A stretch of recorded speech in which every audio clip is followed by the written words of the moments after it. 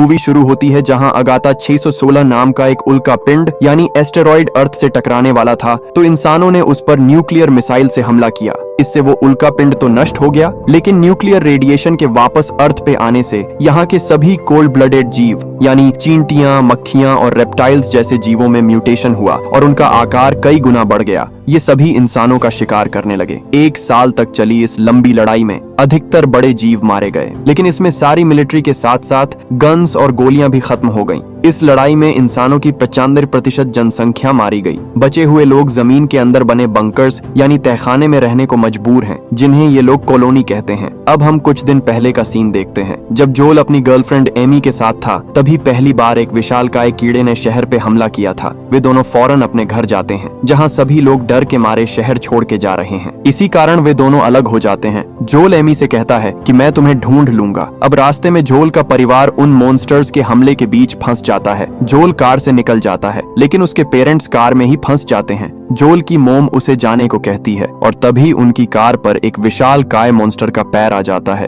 अपने पेरेंट्स को आंखों के सामने मरता देख झोल सन्न रह जाता है। आसपास के लोग झोल को वहां से ले जाते हैं। तब से झोल इस हादसे से उभर नहीं पाया है। उस हादसे को 7 साल हो चुके हैं। झोल उसी ग्रुप के साथ है जिन्होंने झोल की जान बचाई थी। इस बंकर में सभी अपने अपने पार्टनर्स के साथ रहते हैं, सिवाय झोल के। झोल की घबराहट के चलते उसे बाहर जाके खाना लाने या मॉन्स्टर से लड़ने में शामिल नहीं किया जाता। झोल बंकर में सभी के लिए खाना बनाता है, सफाई करता है और पिछले 7 सालों से झोल ऐसे ही अपना जीवन जी रहा है। तभी एक दिन उनके बंकर में एक विशालकाय चींटी घुस जाती है। ग्रुप के सभी मर्द उस मॉन्स्टर से लड़ने के लिए तैयार होते हैं। झोल को भी इसका हिस्सा बनना था, लेकिन सभी उसे मना कर देते हैं। अब 4 लोगों का एक ग्रुप उस मॉन्स्टर को मारने जाता है और बाकी सभी थर्मल कैमरे से उन्हें देख रहे हैं। तभी उन 4 में से एक को वो मॉन्स्टर पकड़ लेता है। अपने साथियों को खतरे में देख झोल से रहा नहीं जाता और वो उन्हें बचाने चला जाता है। तभी उसे एक विशाल काय मॉन्स्टर की परछाई दिखती है। उस मॉन्स्टर के मुंह में उनका एक साथी है। ये देख झोल का डर उस पर हावी हो जाता है और झोल अपनी जगह पे जम जाता है। अब वो विशाल चींटी उसकी तरफ बढ़ती है। झोल अपनी आंखें बंद कर लेता है, लेकिन जैसे ही झोल अपनी आंखें खोलता है, उस चींटी का सर झोल के पैरों में होता है। ग्रुप के 2 लोगों ने उस चींटी को मार दिया था। इस घटना को भुलाने के लिए झोल रेडियो पे किसी से बात करता है। वो शख्स थी एमी। उस हादसे में एमी बच गई थी, लेकिन एमी की कॉलोनी यहाँ से बहुत दूर है, इसीलिए वो दोनों पिछले 7 सालों से मिले नहीं हैं। हम देख सकते हैं कि एमी को खोजने के लिए जोल ने कई सारे स्टेशन से बात की थी, तब जाके उसे एमी का पता चला। दोनों एक दूसरे से बात करके काफी खुश है। तभी अचानक से रेडियो बंद हो जाता है। आज मौत को अपने सामने देख झोल थोड़ा परेशान है। वो ऐसे बंकर में अपनी मौत का इंतजार नहीं कर सकता। वो हिम्मत करके अपने साथियों से पूछता है कि एमी की कॉलोनी यहाँ से कितनी दूर है। तो वो कहते हैं कि एमी की कॉलोनी यहाँ से लगभग 140 किलोमीटर दूर वेस्ट के कोस्टल बीच की तरफ है। जोल कहता है कि मुझे वहाँ जाना है। उसके साथी कहते हैं कि तुम्हें वहाँ पहुँचने में कम से कम 7 दिन लगेंगे और सबसे ट्रेन इंसान भी 3-4 दिन से ज्यादा ऊपर जमीन पर जिंदा नहीं रह सकता। लेकिन जोल ने अपना मन बना लिया था, या तो वो एमी से मिलेगा या फिर एमी से मिलने की कोशिश में अपनी जान देगा। जोल को लगता है कि वो यहाँ रहना डिजर्व नहीं करता। वो इन लोगों पर बोझ है, लेकिन शायद जोल गलत था। उसके दोस्तों ने जोल के लिए एक मैप बनाया ताकि उसे एमी की कॉलोनी ढूंढने में आसानी हो। अब जोल इतने सालों में पहली बार उस तहखाने से बाहर आया है। एमी की कॉलोनी वेस्ट की तरफ थी, लेकिन जोल को ये तक नहीं पता था कि वेस्ट कहाँ है। बिना कुछ जाने वो बस आगे बढ़ जाता है। कुछ ही दूर चलने पे जोल को किसी बड़े जीव की आवाज सुनाई देती है। वो फौरन पास के घर में छुपने जाता है, लेकिन वहाँ के पुल में पहले से ही एक भयानक मेंढक मौजूद है, जिसे झोल की खुशबू आ जाती है। झोल उसे देख के फिर से जाम हो जाता है। झोल का सफर शुरू होते ही खत्म। अब वो मॉन्स्टर अपनी जीभ से झोल पर हमला करता है, लेकिन कोई झोल को धक्का देकर वहाँ से हटा देता है। ये एक डॉग है। दरअसल ये मॉन्स्टर डॉग से थोड़ा डरते हैं। तभी वो मॉन्स्टर फिर से हमला करता है और इस बार वो झोल की टांग पकड़ लेता है और अपनी तरफ खींचने लगता है। तभी वो डॉग उस मॉन्स्टर की जीभ को काट लेता है और मॉन्स्टर की पकड़ छूट जाती है, जिसका फायदा उठा के झोल और वो डॉग वहाँ से भाग जाते हैं। अब वो डॉग एक बस में चला जाता है। दरअसल ये बस इस डॉग का घर है, लेकिन इस डॉग की ओनर मारी जा चुकी है। तभी झोल को दिखता है कि दीवार पे बोए लिखा है। झोल के बोए कहते ही वो डॉग उसकी तरफ देखता है। तभी झोल को एक रेड ड्रेस दिखती है। बोए तुरंत झोल के हाथ से वो ड्रेस ले लेता है। ये ड्रेस बोए के ओनर की आखिरी निशानी थी। अब झोल रात को वहीं रुकता है और सुबह होने पे वहाँ से निकल जाता है, लेकिन बोए भी वो लाल ड्रेस लिए उसके पीछे पीछे आता है। झोल समझ जाता है कि बोए को भी उसके साथ चलना है। वो बोए से ड्रेस लेके अपने बैग में डाल लेता है। पूरी तरह बर्बाद और तबाह हो चुके इलाकों से होते हुए वो दोनों धीरे धीरे अपनी मंजिल की तरफ बढ़ते हैं। तभी जोल को कुछ लाल कलर के फ्रूट्स दिखते हैं। जोल को बहुत तेज भूख लगी थी, वो उन्हें खाने लगता है। तभी बोए उसका पांव खींचता है, मानो बोए उसे ये फल खाने से रोक रहा हो। जोल समझ जाता है कि ये फ्रूट्स खाने लायक नहीं है। जोल की ड्राइंग अच्छी थी तो वो रास्ते के अनुभव को अपनी एक बुक में लिखते हुए चल रहा होता है। तभी उसे दो लोग मिलते हैं जिनका नाम है क्लाइड और माइनो। क्लाइड कहता है कि तुम्हें यहाँ ऐसे अकेले नहीं होना चाहिए। जोल कहता है कि मैं अपनी गर्लफ्रेंड की कॉलोनी ढूंढ रहा हूँ जो वेस्ट के कोस्टल बीच की तरफ है। क्लाइड कहता है कि हम नॉर्थ की तरफ जा रहे हैं जहाँ पहाड़ और बर्फ है। सुना है कि वहाँ एक कॉलोनी है और ठंड होने के कारण ये जीव वहाँ नहीं आ सकते। क्लाइड कहता है कि अभी तक हम दोनों के रास्ते एक ही हैं, तुम चाहो तो हमारे साथ आ सकते हो। जोल अपनी खुशी छुपाते हुए मान जाता है। चलो, कम से कम जोल अब सही दिशा में तो है। अब कुछ देर चलने के बाद वे लोग एक पहाड़ पर रुकते हैं जहाँ माइनो उसे क्रॉसबो चलाने को कहती है, लेकिन जोल का निशाना बेहद खराब है तो माइनो उसे क्रॉसबो चलाना सिखाती है। माइनो कहती है कि मेरे पिता हमारी कॉलोनी के सबसे अच्छे तीरंदाज यानी आर्चर थे, लेकिन कुछ जीवों ने हमारी कॉलोनी पर हमला किया और मेरे पिता के साथ क्लाइड का बेटा भी मारा गया। उस हादसे के बाद हम दोनों साथ ही हैं और एक सेफ कॉलोनी की तलाश में घूम रहे हैं। तभी क्लाइड को नीचे जंगल में एक मॉन्स्टर उनकी तरफ आता दिखाई देता है। क्लाइड कहता है कि चमलर को तुम्हारी खुशबू मिल गई है, हमें अब यहाँ से निकलना होगा। दरअसल क्लाइड और माइनो काफी समय से जमीन पे जी रहे हैं। इन दिनों में उन्हें कई मॉन्स्टर का अनुभव और काफी नॉलेज हो चुका है। अब थोड़ी दूर चलने के बाद क्लाइड को एक बड़ा सा घोंगा यानी स्नेल दिखता है। क्लाइड जोल को बिल्कुल स्थिर खड़े रहने को कहता है, लेकिन डर के मारे जोल वैसे भी स्थिर ही खड़ा था। क्लाइड धीरे से झोल का टी शर्ट उतारता है और उसे स्नेल पे रख देता है और स्नेल बिना नुकसान पहुंचाए वहां से चला जाता है। क्लाइड कहता है कि जहां ये बोल्डर स्नेल जाएगा वहां तुम्हारी खुशबू को फैला देगा, जिससे चमलर तुम्हारा पीछा नहीं कर पाएगा। जोल को ये नहीं पता था कि मॉन्स्टर्स अच्छे भी होते हैं। माइनो कहती है कि तुम उनकी आंखों में देख के ये पता लगा सकते हो कि वो मॉन्स्टर्स हैं या फ्रेंड्स। अब वे सभी रात होने पे एक जगह रुकते हैं जहां खाना खाने के बाद वो सोने लगते हैं। तभी क्लाइड उन्हें उठा देता है। वो कहता है कि या तो हम खाना खा सकते हैं या हम सो सकते हैं, दोनों नहीं कर सकते, क्योंकि हमारे खाने की खुशबू से वो मॉन्स्टर्स यहाँ आ जाएंगे तो हमें अब यहाँ से निकलना होगा। अब अगली सुबह माइनो उसे टारगेट प्रैक्टिस करवाती है और कहती है कि अपने मन को शांत करो, और जोल बिल्कुल निशाने पे तीर चलाता है। ये देख माइनो बेहद खुश हो जाती है और जोल को गले लगा लेती है। इतने समय से अपने परिवार के बिना रही माइनो को जोल में अपना बड़ा भाई दिखने लगा था। अब ऐसे ही कुछ दिन निकलते हैं। क्लाइड और माइनो जोल को इन मॉन्स्टर से भरे जंगलों में रहने के तरीके सिखाते हैं, जैसे इस तरह के पौधों की जानकारी देते हैं जिनसे किसी जहरीले जानवर के जहर का असर खत्म किया जा सके। कई सारे मॉन्स्टर के बारे में बात करते हुए वो अभी मौजूद सबसे खतरनाक मॉन्स्टर सैंड गोबलर और उनकी रानी के बारे में बताते हैं। क्लाइड कहता है कि सैंड गोबलर्स जमीन के अंदर चलते हैं, कंपन और आवाज का पीछा करते हैं, लेकिन क्वीन उनसे आकार में कई गुना बड़ी और खतरनाक है। उसका पंख जमीन के ऊपर दिखाई देता है। अगर तुमने जरा सी भी आवाज की तो तुम्हारा खेल खत्म। इधर माइनो उसे रोज टारगेट प्रैक्टिस करवाती है, जिसमें जोल हर बीतते दिन के साथ और भी बेहतर होता जा रहा था। आखिर 5 दिन के सफर के बाद वो उस जगह जाती है जहाँ से इन दोनों के रास्ते अलग होने वाले थे। क्लाइड उसे अपने साथ चलने को कहता है। वो कहता है कि अकेले यहाँ रहना मुश्किल है,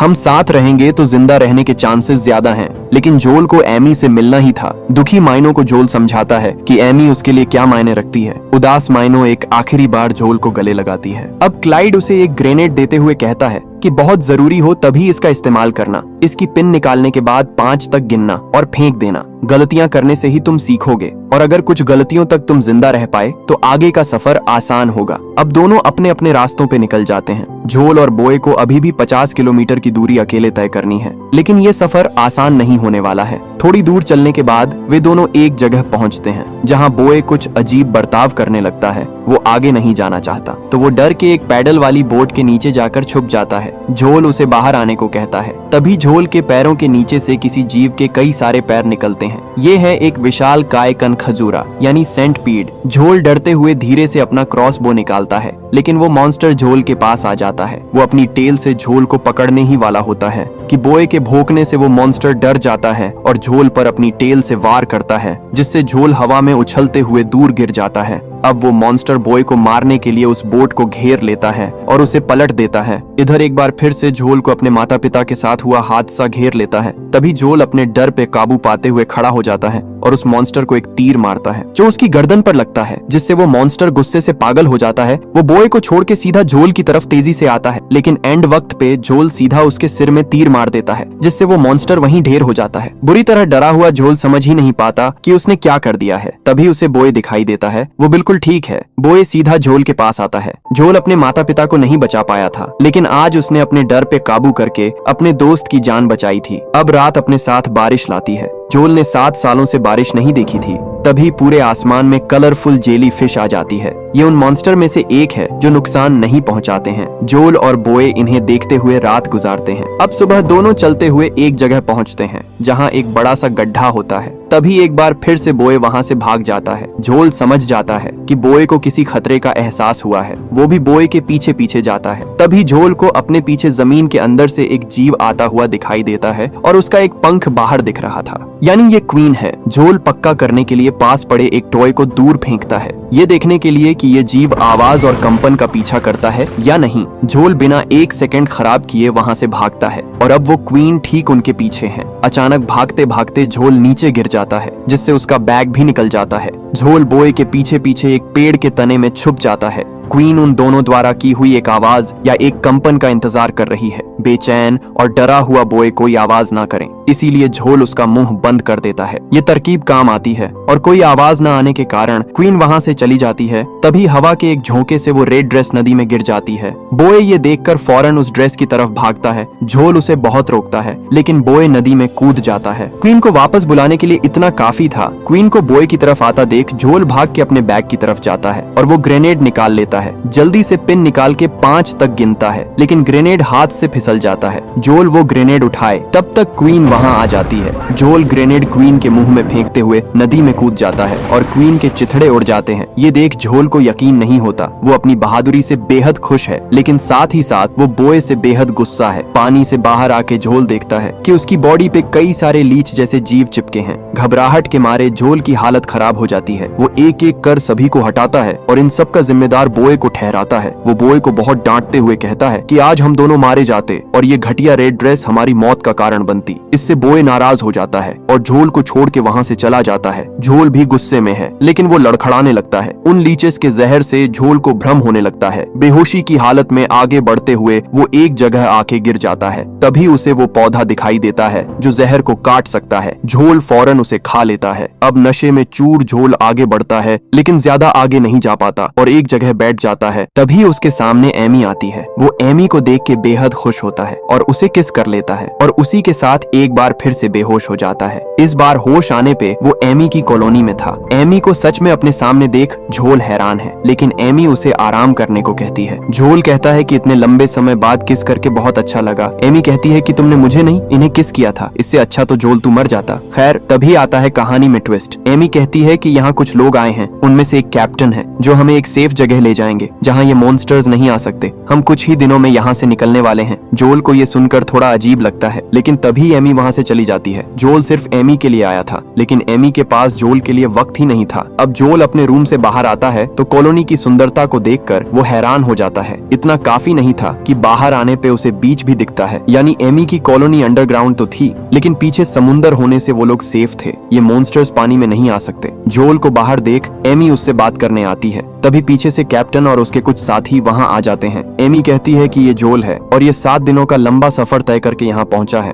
कैप्टन ये सुन के जोल से बेहद प्रभावित होता है। कैप्टन कहता है कि वो आर्मी में था और अब वो बचे हुए लोगों को अपने जहाज के जरिए एक बेस पे ले जाता है जहां वो इन मॉन्स्टर से दूर आराम से जी सकते हैं। अब कुछ समय बाद दोनों को अकेले में बात करने का मौका मिलता है। जोल कहता है कि तुम्हें पता है कि मैं तुम्हारे लिए ही यहाँ आया हूँ, लेकिन तुम मुझे देख के खुश क्यों नहीं हो। एमी कहती है कि 7 सालों में बहुत कुछ बदल गया है। मैंने अपने मोम डैड को खोया है और पिछले साल मैंने एक ऐसे इंसान को खोया जो मेरे बेहद करीब था, यानी एमी का यहाँ पे एक बॉयफ्रेंड था। जोल की दुनिया हिल जाती है। अब उसे अपनी गलती का एहसास होता है। वो बिना एमी से पूछे बिना उसे बताए यहाँ आ गया था। एमी कहती है कि ये मेरी गलती है, मुझे रेडियो पे तुम्हें बता देना चाहिए था, लेकिन एमी खुश है कि जोल यहाँ आ गया है। अब वो साथ में यहाँ से निकल के हमेशा के लिए इन मॉन्स्टर से छुटकारा पा सकते हैं, लेकिन एक दोस्त की तरह। जोल कुछ भी सोचने की हालत में नहीं है। कुछ देर बाद जोल वहाँ के रेडियो से अपनी कॉलोनी से बात करने की कोशिश करता है, लेकिन बात नहीं हो पाती। तभी एक आदमी आके जोल को कुछ फ्रूट्स और बियर लाके देता है। वो कहता है कि यहाँ से निकल के एक नए सफर की शुरुआत की खुशी में कैप्टन ने आज सबको अपनी तरफ से पार्टी दी है। अब जोल अपने दोस्तों के द्वारा दिए गए मैप को देखता है जिसके पीछे उन सभी ने जोल के लिए मैसेजेस लिखे थे। अब जोल को समझ आता है कि वो कितना गलत था। उसकी कॉलोनी के दोस्त उसे कितना प्यार करते थे लेकिन उन्हें छोड़ के वो यहाँ आ गया था। तभी रेडियो पे जोल की कॉलोनी से रिप्लाई आता है। वो सब जोल की आवाज सुन के बेहद खुश हैं। उन्हें यकीन नहीं होता कि जोल सच में एमी की कॉलोनी पहुंच गया है। जोल उन्हें अपने साथ हुई सारी बातें बताता है। सभी ये सुन के हैरान थे कि जोल इतना सब कैसे कर पाया।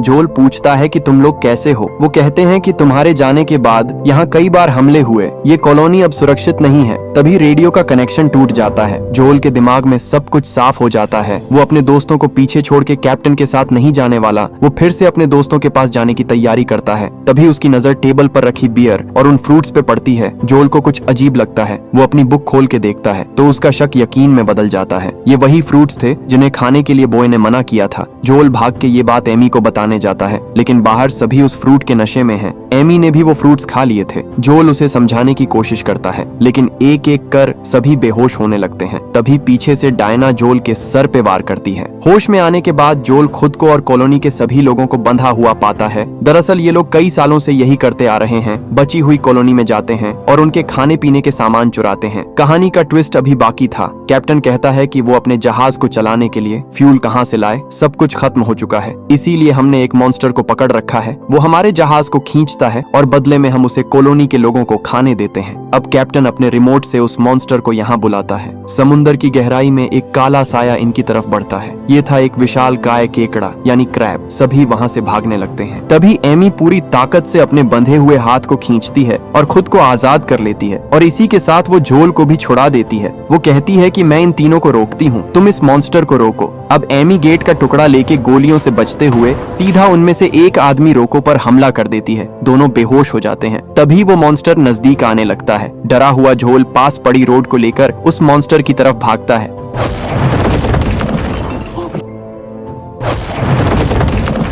लेकिन उल्टा गिरने के कारण वो मॉन्स्टर उठ नहीं पाता। जोल उसे मारने ही वाला होता है कि ये देख कैप्टन अपने रिमोट से उस मॉन्स्टर को बिजली का एक झटका देता है और मॉन्स्टर के एक वार से जोल दूर जा गिरता है और दूसरे झटके के साथ ही वो मॉन्स्टर सीधा हो जाता है। इधर एमी को होश आता है तो उसे अपने सामने डायना दिखती है। अब दोनों के बीच फाइट शुरू हो जाती है लेकिन डायना एमी को आसानी से हरा देती है। इधर वो मॉन्स्टर सीधा जोल की तरफ बढ़ता है। तभी अचानक से बॉय वहाँ आ जाता है और एक बार फिर से जोल और मॉन्स्टर के बीच खड़ा हो जाता है। क्योंकि ये मॉन्स्टर डॉग से डरते हैं तो वो मॉन्स्टर बॉय को देख के रुक जाता है। तभी कैप्टन डायना को कहता है कि उस कुत्ते को मार दो। डायना फायर करने ही वाली होती है कि एमी उसके हाथ पे मार के उसका निशाना मिस करवा देती है और ग्रेनेड सीधा मॉन्स्टर पे जाके लगता है। तभी कैप्टन खुद नीचे आके एमी को मारता है जिससे एमी बेहोश हो जाती है। लेकिन ग्रेनेड लगने से वो मॉन्स्टर बेहद गुस्सा हो जाता है और सीधा कैप्टन को ही मारने उसकी तरफ बढ़ता है। लेकिन कैप्टन फिर से शॉक देता है जिससे वो मॉन्स्टर जोल की तरफ मुड़ जाता है। अब जोल एमी की सुरक्षा के लिए बॉय को उसके पास भेजता है। बॉय भागते हुए एमी के पास जाता है और उसे चाटते हुए होश में लाने की कोशिश करता है। इधर मौका देख वो तीनों वहाँ से भाग जाते हैं। अब वो मॉन्स्टर जोल पे एक के बाद एक हमला करता है लेकिन जोल हर बार बच जाता है। इधर एमी को होश आता है। वो अपने सामने पड़ी ग्रेनेड गन को उठा लेती है। इधर वो मॉन्स्टर जोल को पकड़ लेता है। वो फौरन एमी से वो ग्रेनेड गन मांगता है। एमी के गन देते ही वो सीधा उस मॉन्स्टर के मुंह की तरफ निशाना लगाता है। लेकिन तभी जोल की नजर उस मॉन्स्टर की आंखों में पड़ती है और उसे मायनों की कहीं बात याद आती है। आंखों में देखने से पता चलेगा कि मॉन्स्टर से खतरा है या नहीं। और जोल को इस मॉन्स्टर की आंखों में जो दिख रहा था वो था सिर्फ दर्द जो उस चेन से हो रहा था जिसमें शॉक देकर कैप्टन इस पे कंट्रोल करता है। जोल पूरे ध्यान से उस चेन पे निशाना लगाता है और उस पर ग्रेनेड फायर कर देता है जिससे वो चेन टूट जाती है और उसी के साथ उससे जुड़ा करंट का वायर भी। जोल कहता है कि तुम आजाद हो। मॉन्स्टर जोल को छोड़ देता है। नीचे गिरते ही एमी जोल के पास आती है। अब मॉन्स्टर जोल के नजदीक आके रुक जाता है मानो वो जोल को शुक्रिया कह रहा हो। अब वो मॉन्स्टर सीधा कैप्टन के जहाज की तरफ बढ़ता है। अपने जहाज पे पहुंचकर कैप्टन अपने रिमोट से शॉक देने की कोशिश करता है लेकिन कुछ नहीं होता। उसके साथ ही समझ जाते हैं कि उनका अंत आ चुका है। देखते ही देखते वो मॉन्स्टर जहाज तक पहुंच जाता है और सबसे पहले डायना, फिर रोको और लास्ट में कैप्टन साहब को भी जिंदा निकल जाता है और साथ ही उस जहाज को भी नष्ट कर देता है। सब कुछ ठीक होने के बाद जोल वहाँ से अपनी कॉलोनी अपने दोस्तों के पास जाने को तैयार था। लेकिन इतना कुछ होने के बाद एमी के मन में जोल के लिए फिर से फीलिंगलेस जाग उठी। जोल कहता है कि मेरे दोस्तों को मेरी जरूरत है। जोल एमी को अपनी बुक देता है। जिससे एमी को इन मॉन्स्टर से लड़ने में मदद मिले। जोल एमी को शुक्रिया कहता है क्योंकि उसी के कारण वो ये सफर कर पाया जिसने उसकी जिंदगी बदल दी। अब जाने से पहले हिम्मत करके वो एमी को किस कर देता है और एमी भी यही चाहती थी। इसके बाद जोल कहता है कि उसे जाना होगा। इस बार एमी जोल से कहती है कि मैं तुम्हें ढूंढ लूंगी। अब जोल बोए के साथ अपनी कॉलोनी की तरफ बढ़ जाता है। एक बार फिर से 7 दिन का भयानक सफर तय करते हुए, कई मॉन्स्टर से बचते हुए जोल और बोए आखिरकार अपनी कॉलोनी पहुंच जाते हैं। लेकिन वो जगह बाहर से पूरी तरह तबाह हो चुकी है। जोल अंदर जाकर देखता है तो उसे वहां उसके सारे दोस्त मिल जाते हैं। सभी जोल को फिर से देख खुशी से पागल हो जाते हैं। अब जोल रेडियो पे सभी के लिए एक मैसेज देता है। वो कहता है कि मैंने जमीन पे 15 दिन गुजारे हैं। मैं अगर जिंदा हूँ तो एक डॉग और 2 अनजान लोगों की मदद से, और अगर मैं ये कर सकता हूँ तो कोई भी कर सकता है। ऊपर जमीन पर रहना आसान नहीं है, लेकिन यूं छुप के रहना भी समस्या का हल नहीं। मेरा अनुभव इस सफर में आपकी मदद करेगा। मैं और मेरे दोस्त नॉर्थ के पहाड़ों की तरफ जा रहे हैं, जहाँ की बर्फ में ये मॉन्स्टर्स नहीं आ सकते। सफर मुश्किल होगा, लेकिन आजादी के लिए इतना तो करना होगा। हम देखते हैं कि जोल के इस सफर से प्रेरित होके बाकी बचे हुए लोग भी अपने अपने बंकर से निकलकर खुली हवा में सांस लेने को आ जाते हैं। उनमें से एक एमी की कॉलोनी भी थी। जोल अपने दोस्तों के साथ क्लाइड और माइनो के रास्ते पे आगे बढ़ जाता है, लेकिन आखिर में एक ट्विस्ट है। बर्फीले पहाड़ों पे जोल का ये मैसेज क्लाइड और माइनो भी सुन रहे थे। माइनो कहती है कि बर्फीली मकड़ियां उन्हें खा जाएंगी। क्लाइड कहता है कि जोल संभाल लेगा, और इसी सीन के साथ ये कहानी यहीं पर खत्म हो जाती है।